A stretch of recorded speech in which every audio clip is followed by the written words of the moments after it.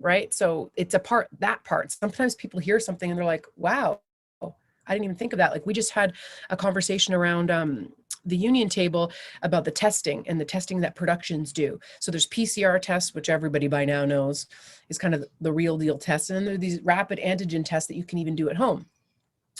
So we're not talking about reliability here, but in terms of availability and cost, if you have CBS or you have owned the Oprah Winfrey Network, Kings of Napa, that's the network that it's coming out. These are massive networks with huge budgets. So they're testing multiple times a week using PCR tests. And all of that is incredibly expensive. Like we're talking 60 or 70 G's a week on testing. Yeah.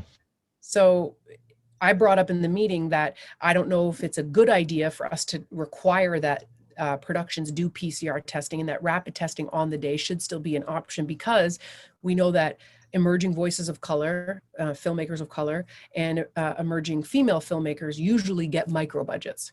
So if we put it into the agreements that we demand PCR tests, then we will see a whole generation of filmmakers who are already up against enormous odds be totally silenced. And what we will see is only art coming from the privileged and the rich. And it was amazing that so many people in the meeting were hitting me up during the meeting. These are long meetings, 8-hour meetings, and saying like, wow, I didn't even think of that. I would not have thought of that. Thank you for bringing that up. I didn't think of it.